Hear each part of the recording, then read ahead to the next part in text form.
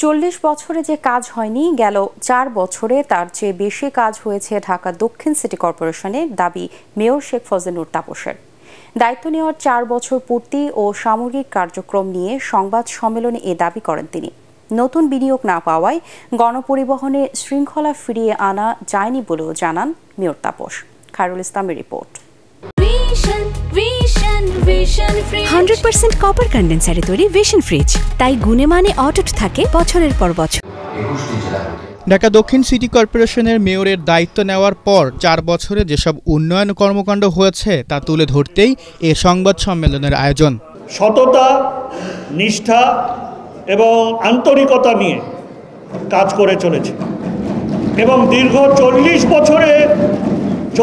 বছরে যা কাজ হয়নি, 4 বছরের মধ্যে সেই কাজ সম্পন্ন করেছে।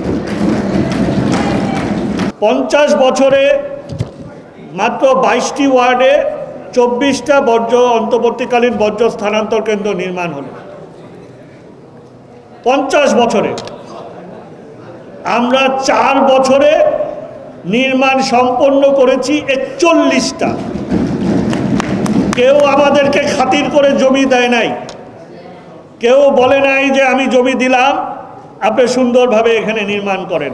মেয়রের দায়িত্ব নেওয়ার পর বিভিন্ন চ্যালেঞ্জ নিয়ে রাজস্ব আয় বাড়ানো, ডেঙ্গু মোকাবেলা, জলাবদ্ধতা দূর করা, খাল উদ্ধার, আদি বুড়িগঙ্গা চ্যানেলের খনন, ঐতিহ্যের ঢাকাকে ফিরিয়ে আনতে নেওয়া বিভিন্ন উন্নয়নের কাজের ফিরিস্তি তুলে ধরেন। ঢাকার ঐতিহ্য সংরক্ষণ ও ফিরিয়ে আনার মাধ্যমে ঢাকাকে বিশ্বের বুকে মর্যাদার আসনে অধিষ্ঠিত করতে নানাবিধ কর্মকাণ্ড পরিচালনা ও বাস্তবায়ন করা হয়েছে এবং তা অব্যাহতভাবে চলমান রয়েছে।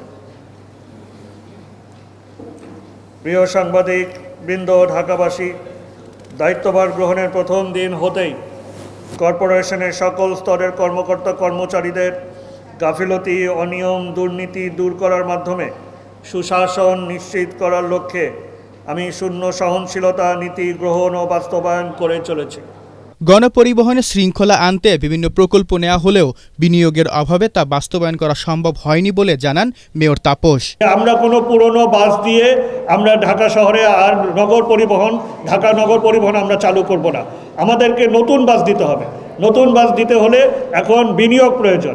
আমরা অনুরোধ করব সরকারের উচ্চ মহলে, যাতে করে নতুন বিনিয়োগকারীদেরকে আকৃষ্ট করার জন্য এখানে কর অব্যাহতি দেওয়া যায় কিনা।